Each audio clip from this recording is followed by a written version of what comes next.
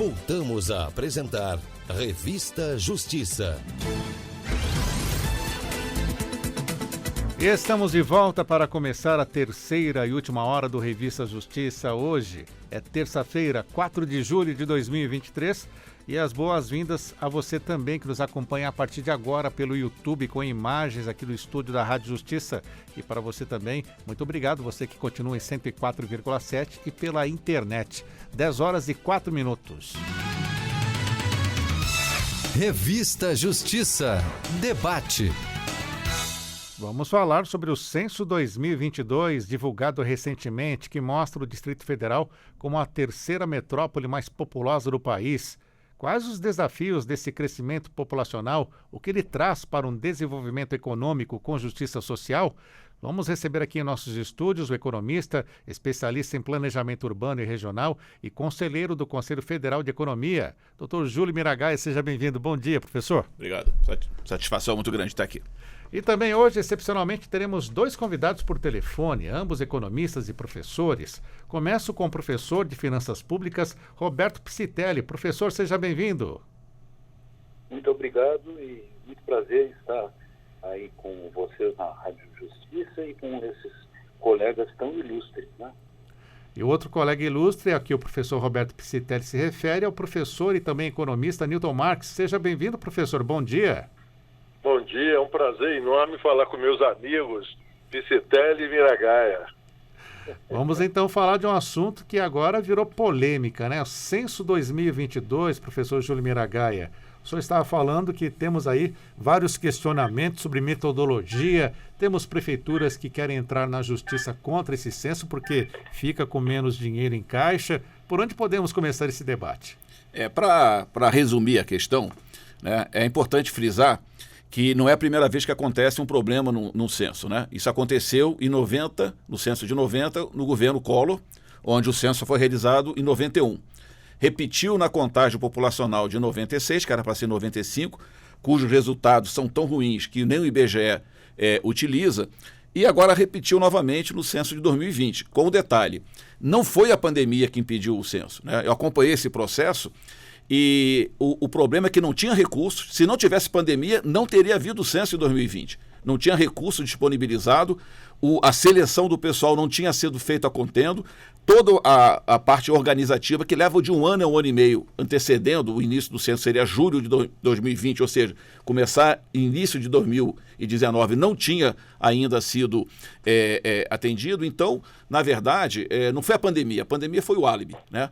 Mas foi a extrema desorganização e o que eu chamo, Sérgio, de negacionismo estatístico, né? Porque quando a gente olha, por exemplo, os resultados da recusa e da não resposta, nunca teve um percentual tão alto.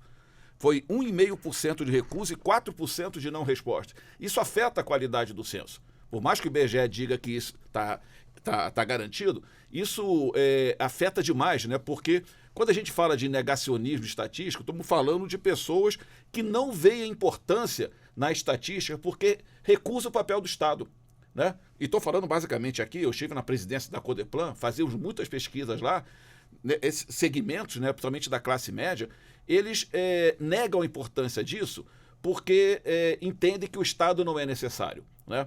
Isso aconteceu de uma forma muito grande e tem tudo a ver com o momento que o Brasil viveu, né, nesses últimos 4 anos. Professor Roberto Piscitelli, o senhor concorda também com o posicionamento feito pelo professor Júlio Miragaia? É muito pertinente. Eu acho que o Júlio colocou muito bem a questão de que, na realidade, já não havia recursos suficientes previstos no orçamento do ano em que o censo deveria ser realizado. Um agravante é que a gente não realizou aquela, digamos assim, contagem parcial do meio do período, ou seja, em 2015. Portanto, levamos 12 anos para realizar o censo e houve uma verdadeira campanha de descrédito, digamos assim, em relação aos próprios levantamentos e à competência técnica do pessoal do IBGE. O que, claro, com os problemas agravados pela pandemia, se refletiu, por exemplo, nesse alto índice de recusa de pessoas de se submeterem aos levantamentos do IBGE, o que naturalmente não chega a contaminar totalmente os resultados do censo, mas sem dúvida causa um prejuízo considerável, e tendo em vista a importância que o censo tem para todos os estudos, todas as pesquisas, todas as realizações em matéria econômico-social que se realizam ou venham a se realizar no país nos próximos 10 anos. Sr. Newton Marques, e para o senhor, como o senhor recebeu esses dados, os números do censo 2022? Depois de que o Júlio fez esse relato e o Piscitelli, eu fiquei sem espaço, porque eles esgotaram o assunto, né, o Sérgio? Você, da outra vez, você coloca em primeiro, para eu poder responder alguma coisa. Brincadeira. Mas eu acho que eles realmente colocaram. E tem um agravante que muita gente foi também influenciado pelo que o presidente falava, né? Então, tinha o pessoal que é os patriotas, né? Que não concordavam, né, com essas pessoas entrando para perguntar. Então, é um negacionismo, né, Sérgio? Então, você tem uma mistura aí muito grande do próprio presidente, né, estimulando esse negacionismo da ciência, entendeu? Então, quem é prejudicado? É a população, né? Os municípios foram muito prejudicados, porque você vê que eles recebem o FPM de acordo com a população. Então, quer dizer, fica uma população menor e aí, com isso, eles não recebem o fundo de participação dos municípios. Então, o prejuízo foi muito grande, principalmente para aqueles mais desfavorecidos, né? Tanto é que 700 cidades ameaçam entrar na justiça contra esses números do censo, alegando justamente essa perda de participação no fundo, né, no FPM, Fundo de Participação dos Municípios. Diante desse quadro, então... Em aplicamento ao que o Newton acabou de dizer, eu tenho um dado que eu recolhi dessas informações preliminares, segundo o qual 56,9% dos municípios aumentaram a sua população. Mas veja bem, 43,1%, quase a metade, teve uma redução de população. Então você imagine a grita e as dúvidas que isso podem trazer, inclusive questionamentos na esfera judicial quanto à perda relativa de recursos dos fundos de participação dos municípios. Isso acaba representando uma situação mais difícil. Estamos aí com uma reforma tributária, acredito que os senhores, como economistas, também estão acompanhando. Temos reforma tributária, número de censo baixo, tudo isso pode provocar uma crise dentro dos municípios? Em alguns municípios, principalmente nos menores, né, o FPM tem um peso muito grande, né? Em alguns casos chega a responder por mais de 80%, né, do recurso orçamentário do município, mas estou falando de municípios de pequena dimensão. Mas essa questão do crescimento populacional, ela é muito estranha, né? Porque um município, pegar o caso de São Gonçalo, Sim. O Gonçalo tinha projetado, né, a previsão era 1.100.000 habitantes, né? Deu 892 mil, menos 208 mil do que estava previsto. Só que os dados que a prefeitura dispõe, né, e eu me dei o trabalho de observar esse levantamento feito pela prefeitura, mostra que essa redução não aconteceu, né? E seja em número de habitantes, seja em população atendida, né, nos hospitais, nas escolas públicas. Então, assim, pelo contrário, houve aumento da população. Então, há uma contradição entre os dados administrativos, né, que a prefeitura dispõe, que mostra que não houve uma redução, pelo contrário, houve até um pequeno aumento da população, e dados censitários que mostram uma redução drástica, né? Que possa ter havido um decréscimo da taxa de crescimento populacional, é razoável que isso aconteça. Agora, raciocina comigo, Sérgio. Vamos esquecer, então, 2022. Vamos botar essa população de 203 milhões em 2020, antes da pandemia, porque também está se alegando, a pandemia está servindo para tudo, né? Então, morreu muita gente na pandemia. Morreu, de fato, 700 mil pessoas. Mas vamos botar essa população em 2020, pré-pandemia, né? A pandemia coincidiu ali. Não tinha morrido, né, um contingente pequeno ainda. Significaria um crescimento de 0,6%, ao invés de 0,52%, 0,6%, considerando a mesma população. Isso significa uma queda de 50% na taxa de crescimento populacional do Brasil. Desde 60 até 2010, esse decréscimo variou entre 15% e 25%. O que justifica uma queda tão acentuada na taxa de crescimento populacional, né? Pode ter havido um decréscimo na taxa de natalidade, mas, por outro lado, também a taxa de mortalidade tem um comportamento positivo, né? Vem reduzindo gradativamente, mortalidade infantil. Então, não justifica, né, um decréscimo tão grande. Eu ainda, e conforme vários especialistas, eu desconfio muito desse dado, até porque o FUNUAP, que é o Fundo das Nações Unidas, trabalha com outra previsão de contingente populacional no Brasil. Vários organismos internacionais trabalham com outros números, que variam aí entre 208 e 212 milhões. Né? Então, que houve um decréscimo no crescimento populacional, estamos de acordo. Agora, tão acentuado assim, né, não justifica. E isso, como já disse o Piscitelli e o Newton, tem consequências para a população. Porque se você trabalha com uma população a ser atendida menor, evidentemente que você vai disponibilizar menos recursos. E o que, na verdade, a realidade ela vai confrontar esses dados. A realidade vai mostrar que a demanda da população ela continua aumentando e o governo vai ter que se adaptar a essa demanda e não aos dados que foram divulgados no censo. Números que também foi surpresa para o próprio presidente do IBGE, Simar Azeredo. Ele explicou em entrevista coletiva de apresentação desses resultados que já esperava uma defasagem em relação à estimativa anterior do órgão de 207 milhões, porém não tão grande, ainda afirmou.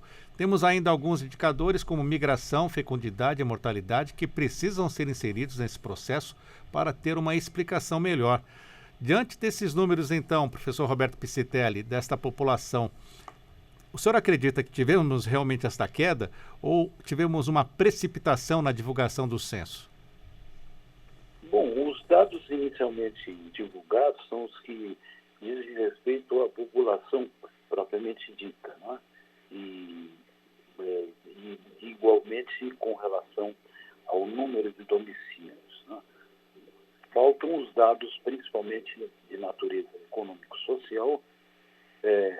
De fato, a divulgação, você tem razão, Sérgio, a divulgação desses dados talvez tenha sido um tanto prematura. Ontem estava ouvindo uma entrevista da coordenadora técnica do IBGE na Bahia, e ela, inclusive, até certo ponto destacou a rapidez com que os primeiros dados foram disponibilizados e eles se tornaram de conhecimento geral já no fim de semana. De fato, há uma certa estranheza com relação ao erro nas previsões, que foi muito grande. Né? Eles já previam que haveria, ou continuaria a haver, uma desaceleração na taxa de crescimento populacional. Mas o fato é que os números vieram assim, muito mais com diferenças ou com uma queda nesse ritmo de crescimento muito maior do que seria de se esperar. Essa taxa de crescimento de 0,52%, a média anual, aliás, a menor taxa de crescimento desde que o censo começou a ser realizado no Brasil em 1872. Né? E a gente tem que examinar algumas dessas situações concretas, como essa a que o Júlio se referiu, porque isso realmente pode trazer grandes prejuízos ao planejamento urbano, ao planejamento regional. Então, nós temos que investigar melhor esse aspecto da pesquisa, né? Agora, não sei até onde isso levaria a uma revisão desses dados. Né?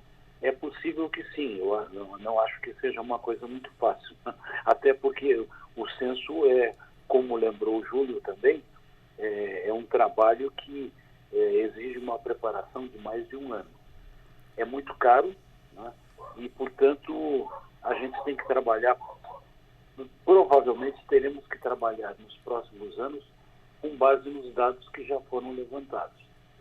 Essas revisões, ou eventuais revisões que venham a ocorrer, talvez sejam mais revisões tópicas ou decorrentes de recursos de determinados municípios, de determinadas áreas que se sintam diretamente atingidas particularmente por esse decréscimo das populações.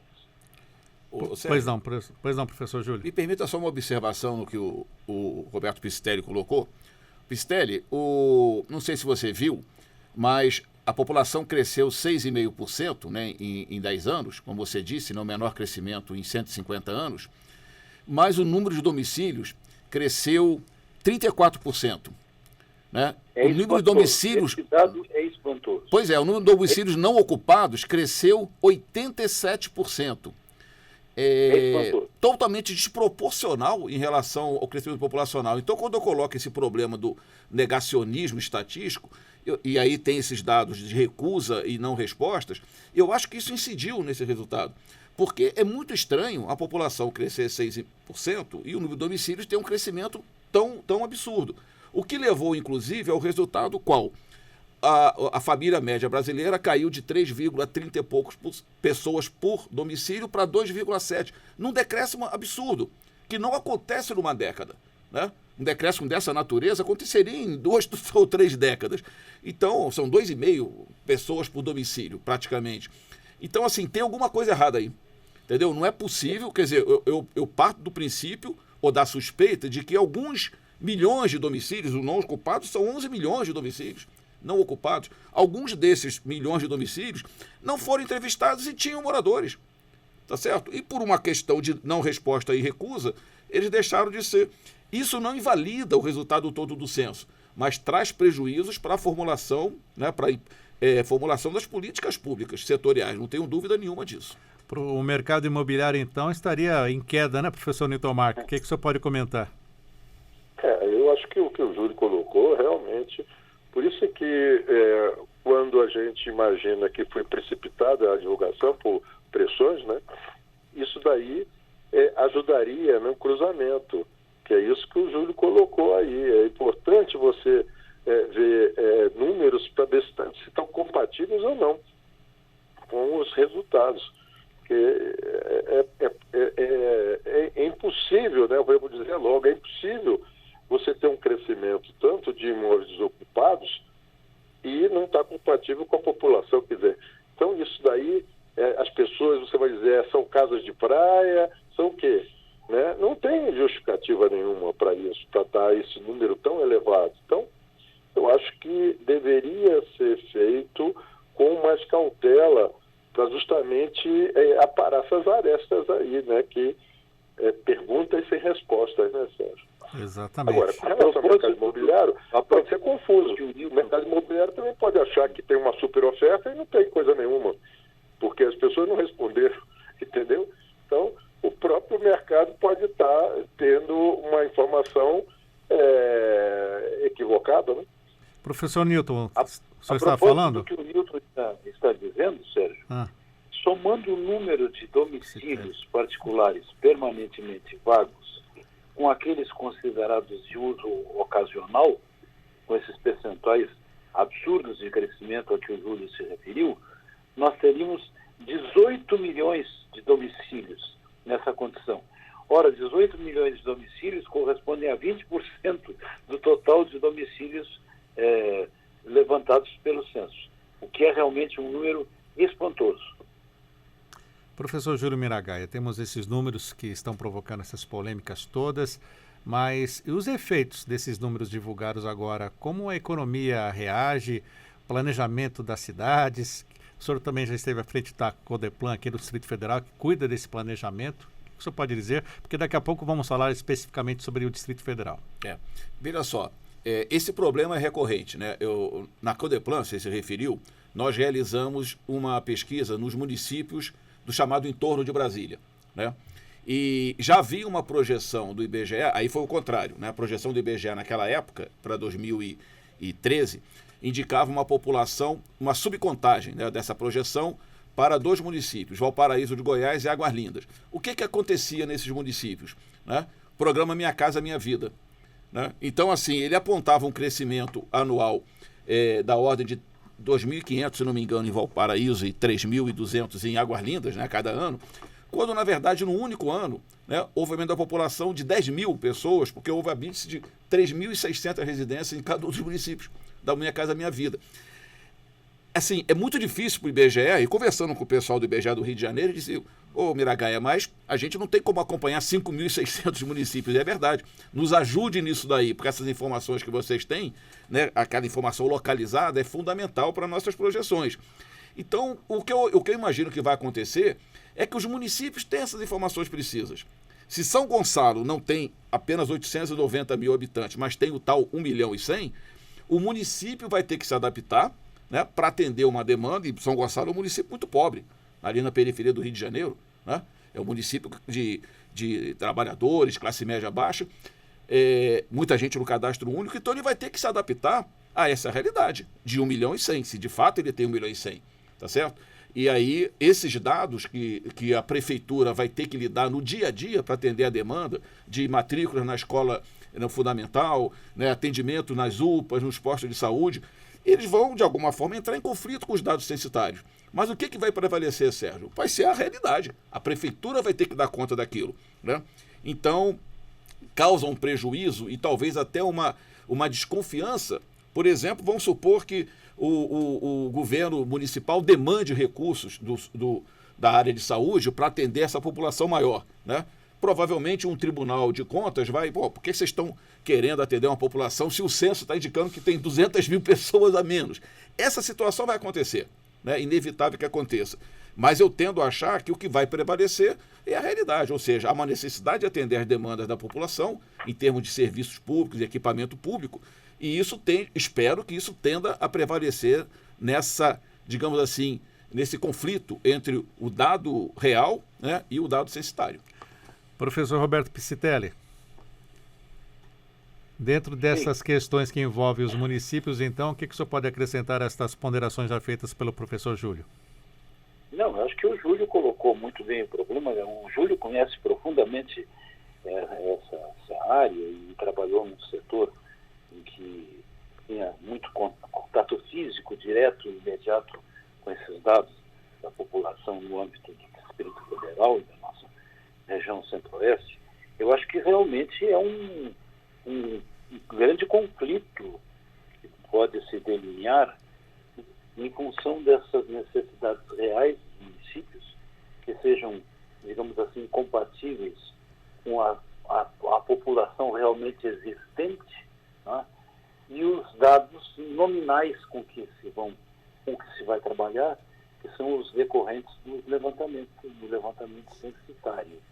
Então, realmente, isso cria um impasse, porque nós estamos falando de situações que podem afetar pequenos e grandes municípios, né? O caso de São Gonçalo é um município em que essa diferença, digamos assim, é gritante, os números são muito elevados, a proporção, digamos assim, do que não tenha sido levantado é muito significativa em relação àquilo que consta do censo, e evidentemente que os efeitos dessas, digamos assim, incorreções ou dessas omissões vão se manifestar de diferentes formas, dependendo do tamanho do município e das condições de financiamento das suas políticas. Por exemplo, da maior ou menor participação relativa no Fundo de Participação dos Municípios, que é uma grande fonte de recursos e da grande maioria, sobretudo dos pequenos municípios, né? Esses dados realmente nos trazem muita preocupação, né? E é preciso verificar, por exemplo, é preciso notar que quase 45% dos municípios têm uma população de até 10 mil habitantes.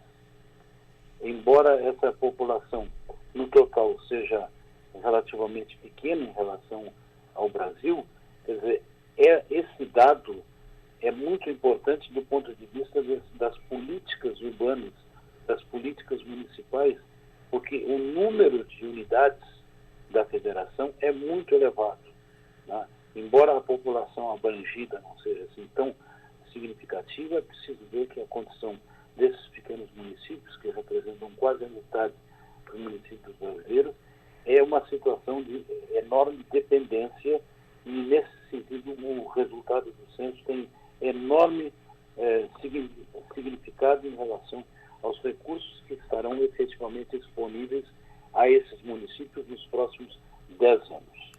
Professor Newton Marques, o que o senhor pode complementar sobre os municípios? Daqui a pouco vamos falar até sobre o planejamento, o que podemos esperar sobre o envelhecimento da população. Mas voltando aos municípios, o que o senhor pode complementar? Olha, eu queria era justamente fazer uma provocação para a gente refletir. Pois não. Dado, né, posto tudo isso, o que tem que ser feito agora? Aí eu fiquei pensando aqui, né, na hora que eu ficava ouvindo o Júlio e o Piscitelli. Será que nós vamos ter que rever tudo o que foi feito? Nós vamos ter que fazer um outro censo? Nós vamos ter que cruzar informações, por exemplo, dos tribunais eleitorais, de IPTUs contra essas informações? O que tem que ser feito para resolver esse problema? Eu estou aqui imaginando isso, sabe, Sérgio? O que deve ser feito? Nós vamos ter que aceitar isso, nós vamos ter que refazer, nós vamos ter que dar tempo para que o IBGE ele procure essas contradições, vamos cruzar informação, vamos ter que buscar pesquisas de amostragem domiciliar para tentar... porque tem que resolver isso. Na hora que o Supremo dizer alguma coisa, ele vai pedir para o poder público dar uma resposta para isso. Porque como é que vai ser, de que forma que nós vamos resolver isso, Sérgio? Então, eu queria era mais colocar isso para polemizar aí com os nossos Newton, amigos para resolver essa questão, ou pelo menos minimizar ou mitigar, né? Ô Newton, você deu uma dica importante aí. A questão do Tribunal Eleitoral, porque o contingente que votou na eleição, quer dizer, qualificado, né, capacitado a votar na eleição de 2010, para 2022, ele aumentou em 11,5%. Ora, e é um contingente enorme, estamos falando aí 65% da população vota nesse país, né? Por mais que o número de crianças tenha diminuído, mas não justifica uma diferença tão grande de quase 12% para 6% da população. Por que o número de eleitores cresce o dobro do crescimento da população no mesmo período? Não te parece estranho isso? E poderia ser uma boa referência para checar aquilo que o Piscitelli falou anteriormente, usar algumas informações para checar se efetivamente, né, esse crescimento foi dessa forma ou se ele decorreu de problemas, né, acumulados pelo censo aí desde a sua formatação inicial. Professor Newton. Sim. E para o senhor, professor Roberto? Olha, eu estou ficando até preocupado, porque eu não tinha, talvez, tomado consciência, a partir inclusive, das afirmações do Júlio e do Newton, da gravidade do problema. Eu tinha estudado o assunto, assim, com pouco tempo de que a gente dispôs, né, a partir da divulgação dos dados praticamente no fim de semana, e talvez eu não tivesse atentado para a gravidade do problema e para a dificuldade de se encontrarem soluções, né? Eu acho que o Newton lembrou uma coisa muito importante que a gente não havia lembrado, a checagem, a comparação desses dados com algumas outras estatísticas. O censo eleitoral realmente é uma boa referência. Não é a única, mas eu acho que é uma boa referência, digamos assim, para a gente começar a pensar, ou pelo menos obter algumas informações que sejam mais contundentes, algumas diferenças que sejam mais acentuadas. Agora, eu tenho muita dúvida sobre como se faria, eventualmente, esse processo de revisão. Quanto tempo isso levaria? Porque se a gente admitir que há erros, que há incorreções, ou que, enfim, os dados do censo não são atualizados, não? É preciso ver quais são as repercussões disso aí, por exemplo, do ponto de vista da definição daqueles índices, daqueles parâmetros que são adotados para o cálculo do fundo de participação dos municípios. Quer dizer, se estabeleceria uma espécie de período de carência até que se pudesse fazer uma revisão desses números e durante esse período não se alterariam os respectivos coeficientes de participação do fundo. É uma questão, né? Eu tenho muita dúvida me permita, eu acho que o presidente Lula... da questão questão, ou até que ponto, qual é a dimensão que pode uma medida sobre tomar a eventual judicialização dessa questão por parte de vários municípios. Eu acho que o presidente Lula, ele inclusive adotou uma medida nessa linha, né? De que em função desse quadro assim, um tanto quanto drástico, né, de alteração drástica, de alguma medida paliativa para que o prejuízo para esses municípios, particularmente esses que são pequenos e perderam população, entre aspas, que eles possam ter um prejuízo minimizado nesse processo. Tem uma medida que foi adotada, foi um decreto que foi instituído amenizando essa queda. Júlio, você sabe que eu estou lembrando aqui que o TCU ele tem que divulgar os coeficientes de participação dos municípios justamente para os repasses do FPM. Exato. E quem dá essas informações de 5 em 5 anos é o IBGE.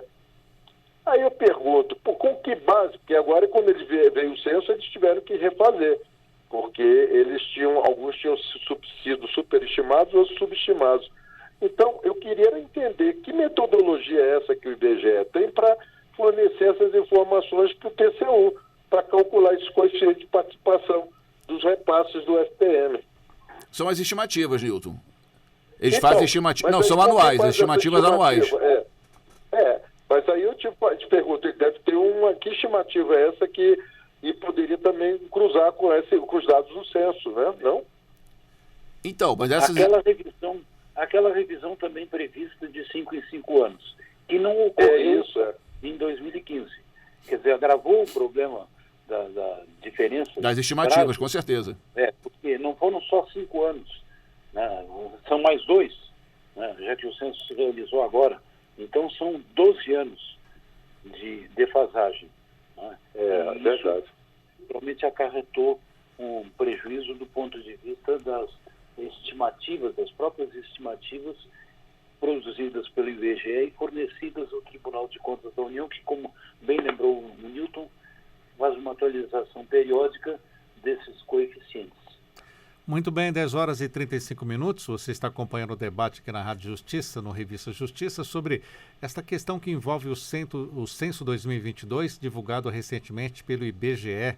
Professor Júlio Miragaia, a questão que envolve, então, o envelhecimento da população com esses dados que temos hoje, fica bem comprometido? O que os dados trazem sobre esse envelhecimento da população e como isso acaba afetando o sistema previdenciário, a economia como um todo?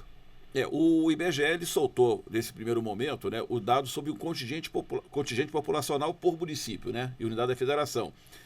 Uma série de outras informações sobre a questão de faixa etária, né, escolaridade, renda e tal, ele vai soltar ao longo do tempo, né? E a gente precisa ver exatamente. Existe, evidentemente, uma tendência de envelhecimento da população, não só no Brasil, mas no mundo inteiro, né? Evidentemente que isso incorre na necessidade do governo disponibilizar mais recursos para essa fatia da população, né? Estamos falando de aumento de dispêndio na área de saúde, por exemplo, né? Porque é uma população que tende a adoecer, né, com mais facilidade do que a população jovem, né? Então, mas mais uma vez, né, acontece aquela situação. Eu imagino que não vai ter grandes alterações nessa questão da faixa etária. Eu acho que tende a ter seguir uma tendência que já vinha desde antes, de aumento da população mais idosa. E acho que o governo, de alguma forma, e qualquer governo, deve estar preparado para isso, né? Para atender uma demanda crescente nesse segmento. Da mesma forma como deve se preparar para atender uma demanda decrescente, por exemplo, em termos de educação do ensino fundamental. A gente observa em vários municípios, né, algumas escolas subutilizadas porque o número de crianças é menor, né? E as escolas foram construídas, atendeu um determinado contingente e hoje em dia, né, esse contingente já não se realiza, né? Então, há casos, inclusive, de escolas em áreas rurais sendo fechadas, né? Porque tem poucos alunos e aí o governo municipal, o que ele faz? Ele direciona, né, uma escola que tem capacidade para 200 alunos e que tem 30 ou 40. Então, ele direciona esses alunos para uma outra escola, né? E isso tem levado, inclusive, um problema. Eu vi um artigo recente em São Paulo, né, de fechamento de escola em áreas rurais, que é o problema da falta de transporte. Então essas crianças não têm o transporte escolar e muitas delas estão abandonando porque a escola próxima à casa dela não está mais habilitada, né? Então, é uma série de problemas, né, nessa questão da mudança de faixa etária. Eu caracterizaria esses dois como, né, problemas aí mais candentes. E para o senhor, professor Agora, Roberto Piscitelli? Sérgio, eu acho que é uma coisa muito importante, a partir desse nosso debate, de que que a gente não se valha dessa situação, por exemplo, para crucificar ou para criticar o IBGE. Muito pelo contrário, eu acho que todos nós estamos exaltando o esforço dos técnicos do IBGE e tem que se reconhecer que parte desses problemas que nós estamos aqui constatando decorrem exatamente da postura da administração federal, do governo federal, né, na gestão do ex-presidente, no sentido de não prover os recursos necessários à realização dos trabalhos normais, quase dos trabalhos, quase que de rotina do IBGE, né, que teve muita dificuldade, inclusive, pelo que eu ouvi, de recrutamento de pessoal e de retenção do pessoal que foi contratado, que foi selecionado para a realização do censo. Quer dizer, as questões orçamentárias tiveram um peso considerável, né, e isso demonstra, digamos assim, o pouco apreço que se tinha, né, em relação a esse tipo de levantamento que permitiria um melhor conhecimento da realidade brasileira. Professor Newton Marques, ainda nessa questão que envolve envelhecimento da população, faixa etária, o que o senhor vem observando em loco, então? Conforme o Júlio colocou, né, e a Piscitelli também, a qualidade de vida dessas pessoas, através de tendo condições de um cuidado maior, né, com o próprio bem-estar, né, isso tem aumentado bastante a longevidade, né? Então, isso acaba provocando com que as políticas públicas se voltem, né, para esse que é um problema, mas ao mesmo tempo uma solução, porque quem que não gostaria de ter uma longevidade com qualidade de vida, né, Sérgio? Então, é algo que tem que ser pensado por exemplo, você falou na questão previdenciária, quando você tem que, a sociedade tem que bancar, né, essas políticas públicas através dos tributos, dos impostos, então tem que ser pensado de que forma. Agora, com essa reforma tributária, por exemplo, é tirar o peso daquele chamado andar de baixo e botar o peso em cima do andar de cima. Porque a gente vê durante esse tempo todo que nada tem sido feito para tributar, por exemplo, grandes heranças e grandes fortunas. Então, não tem uma progressividade na questão tributária. Então, fica sempre sobrecarregado na classe média para baixo. Então, você vê que isso se torna injusto. Então, por isso é que nós temos que reformular urgentemente, radicalmente, essa cobrança, né, dos tributos que não incidem sobre o chamado andar de cima, que eles têm sido beneficiados ao longo desse tempo. Então, por isso é que a concentração de renda cada vez aumenta mais, né? Então, não é pura e simplesmente dizer, porque o Estado está gastando mais, mas ele tem que saber como ele vai arrecadar esses recursos também, né? Senão, Sim, se torna injusto. O andar de baixo tem que pagar a conta sempre, né? Professor Júlio, vamos falar agora sobre o Distrito Federal, já que esse censo mostra que é a terceira maior metrópole agora no nosso país. O senhor, como especialista, acompanha há muito tempo o desenvolvimento do Distrito Federal. O DF está pronto para crescer da forma que foi apresentada pelo censo 2022, professor? O DF também é o caso, né, de desaceleração acentuada, né? A estimativa apontava agora para 2012 3 milhões e 100 mil habitantes, né? Foram apurados 2 milhões e 800 mil, 820. Quer dizer, quase 300 mil pessoas a menos, né?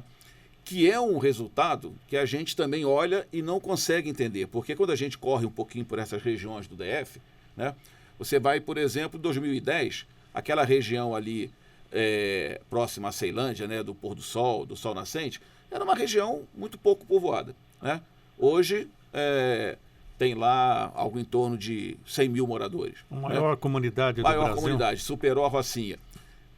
E dado informação do próprio IBGE, né? Essa que é a maior comunidade. Ou seja, então, e a gente observa isso em outras regiões, em termos de conjuntos habitacionais, no Paranoá, Itapuã.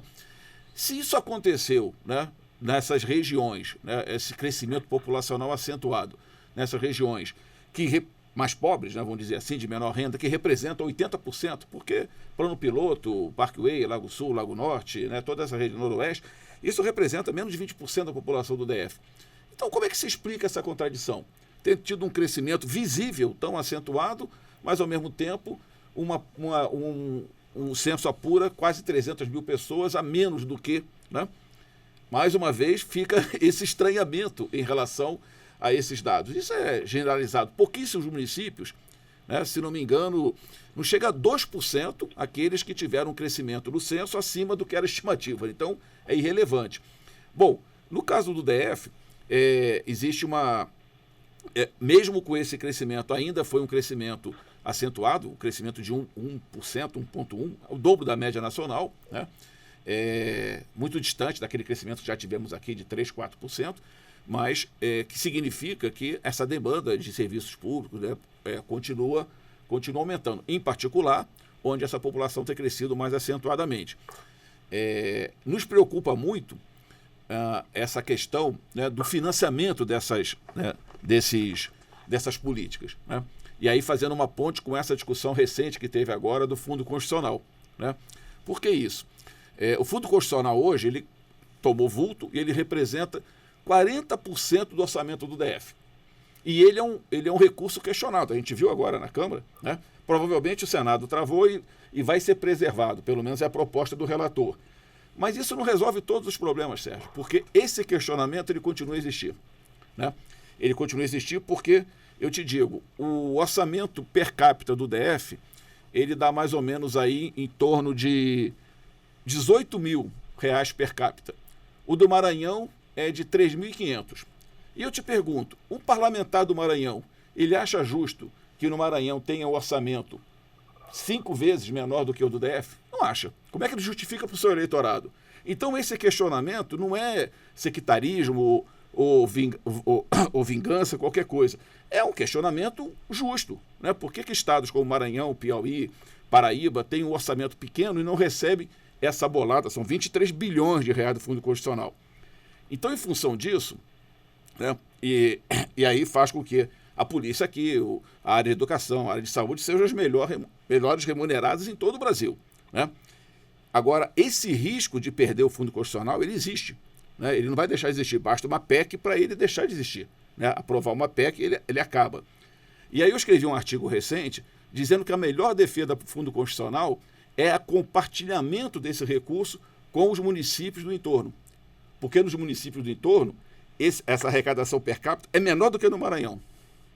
E qual a justificativa que tem de você ter uma montanha de recursos aqui no Distrito Federal e nesses municípios você ter uma precariedade total em termos de capacidade de atender essa demanda? Sendo que a demanda nesses municípios é muito maior, porque a população mais pobre demanda mais serviços públicos e ela está mais concentrada nesses municípios. Né? Então, assim, é uma contradição muito grande a gente ter... E lembrando sempre, isso eu faço questão de lembrar sempre, essa região só existe tal qual é hoje, com 1.200.000 habitantes, nesses 12 municípios, por causa de Brasília. Porque se não fosse a Constituição de Brasília, em 1960 a população desses municípios, não eram todos, mas que veio formar essa região, era de 70 mil habitantes. Mantida a taxa de crescimento do Nordeste goiano, hoje seria de 170 mil. Ou seja, seria 6 vezes menor. Então, assim, essa região, que são quase bairros de Brasília. Qual a justificativa, Sérgio, que tem para isso? Que essa região viva nessa precariedade em termos de recursos para atender a demanda da população, enquanto o DF conta com uma bolada. Essa questão, ela tem que ser respondida, né? Não dá para dizer o seguinte, não, o fundo é sagrado e é nosso. Não é assim que a coisa resolve, né? Há uma discussão séria a ser feita em relação aos recursos do Fundo Constitucional e o atendimento dessa população no chamado entorno de Brasília. Eu acho que temos aí aquela questão básica, né, professores? Ninguém quer dividir o seu pirão, né, professor Roberto Piscitelli? Ninguém quer ficar com menos, assim como está hoje a disputa pela reforma tributária. Eu acho que essa proposta do Júlio, eu até já comentei, li o artigo que ele escreveu, como sempre, muito bem escrito, muito bem fundamentado. É uma proposta polêmica. Ela digamos assim, tem um aspecto de solidariedade muito importante, muito significativo, né? Mas eu acho que a questão não é tão simples assim de responder, né? Até porque existe também uma responsabilidade por parte dos estados limítrofes ao Distrito Federal, né? E eu acho que a postura, digamos assim, dos governantes desses outros estados tem sido um tanto omissa em relação a esses problemas crônicos do nosso entorno. É razoável a proposta. Mas eu lembro também que o Distrito Federal ele tem uma condição singular, muito, muito específica, né? Porque, na realidade, esses recursos do Fundo Constitucional não são recursos, digamos assim, estritamente relacionados às necessidades ou atendimento das necessidades da população do Distrito Federal. Quer dizer, existe uma dimensão maior nesse fundo, no sentido de atendimento à administração federal, atendimento às representações estrangeiras. Quer dizer, existem despesas, custos, que são inerentes à condição de capital da República e de representação das representações estrangeiras, né? Não sei se é injusto. Claro, a comparação que o Júlio faz é muito contundente, no sentido de que se a gente calcular o orçamento per capita do Distrito Federal com o de outros, da maioria dos outros estados, especialmente os estados do Nordeste, os estados mais pobres, há uma diferença flagrante, né? Agora, é preciso muito cuidado, porque existe uma certa incompreensão com essa função que o Distrito Federal tem, ou a missão que ele tem em relação ao conjunto, à totalidade, ao país como um todo, à administração federal como um todo.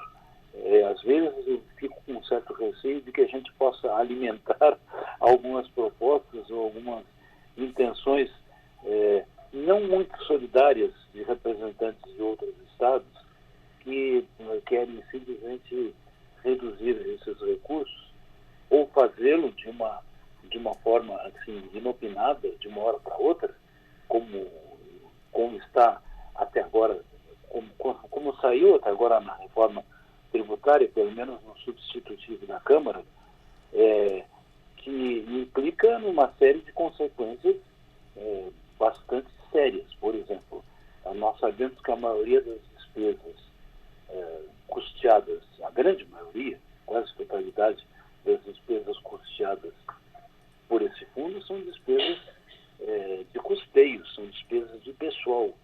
Quer dizer, são coisas que a gente não pode mexer de uma hora para outra, sem causar uma verdadeira revolução, digamos assim, na manutenção ou nos serviços que são prestados à população de Brasília.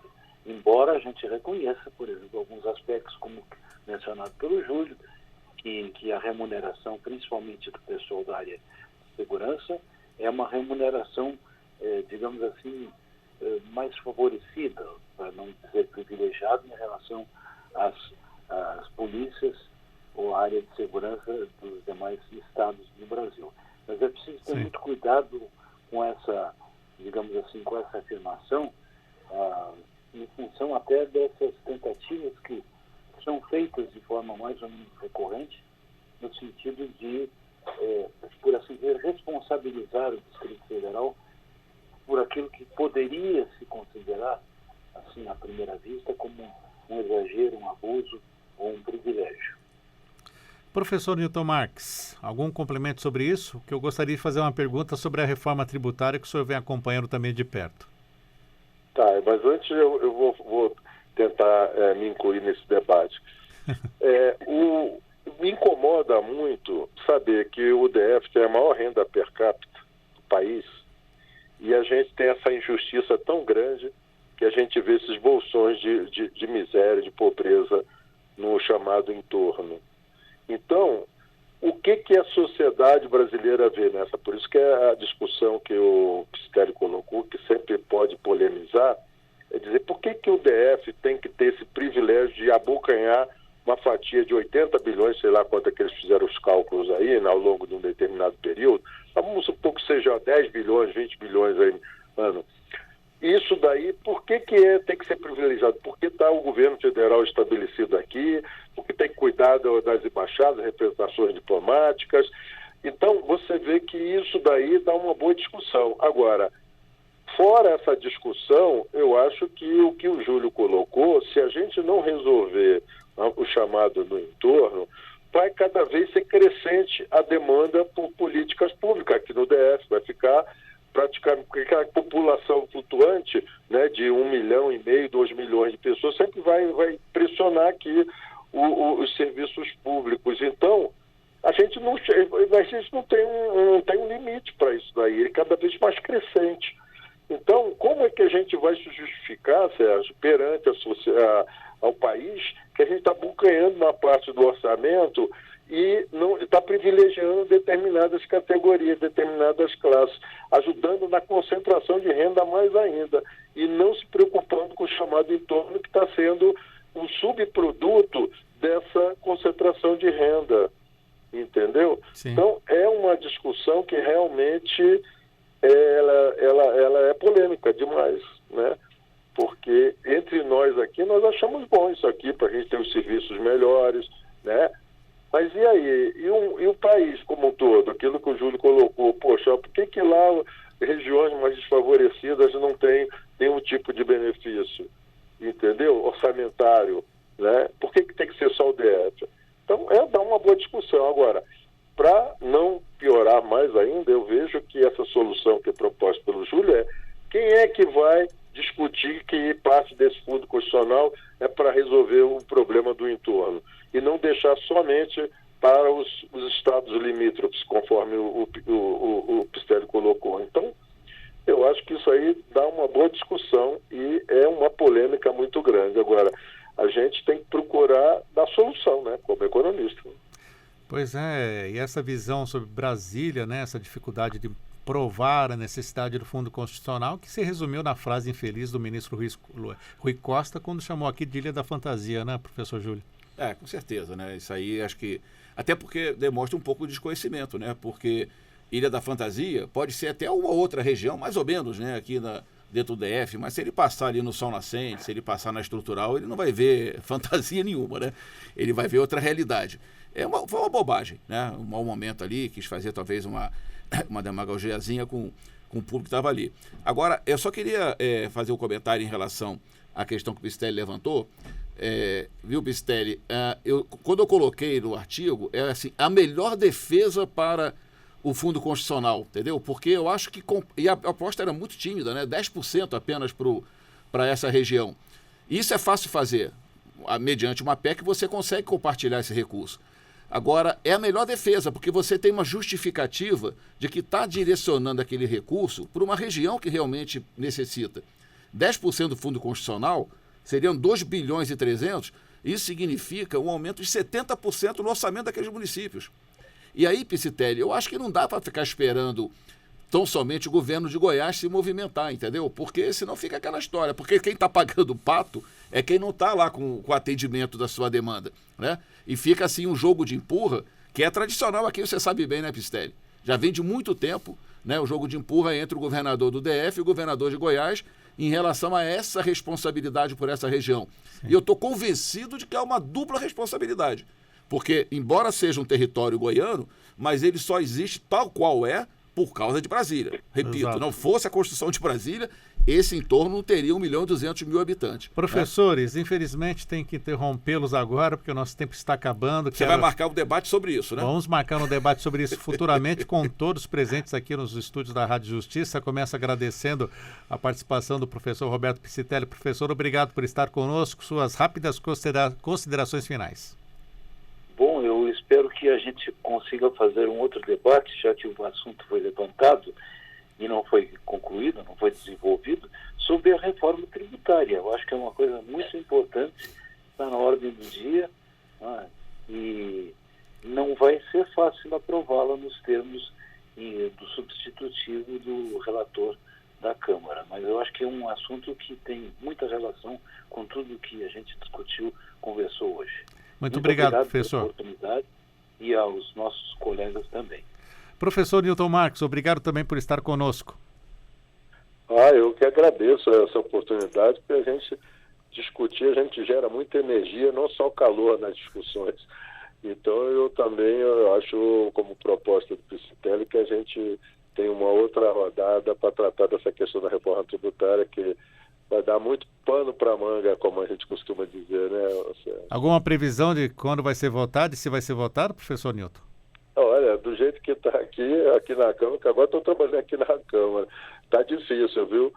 Eu acho que vai ter que ter muita concessão aí e pode desfigurar totalmente a ideia original. Então, essas coisas aí não são tão fáceis. Por isso, por que até hoje não teve reforma tributária, né, Sérgio? E temos aí governadores e prefeitos vindo agora aos montes, quem né? teve a faca e o queijo na mão não fez, foi o Fernando Henrique, porque podia usar a medida provisória que ele quisesse, mas São Paulo perdia, aliás, perde sempre, né? Muito bem, professor. Nessa reforma tributária, e ele não queria, obviamente, pendurar o guiso do pescoço do gato, né?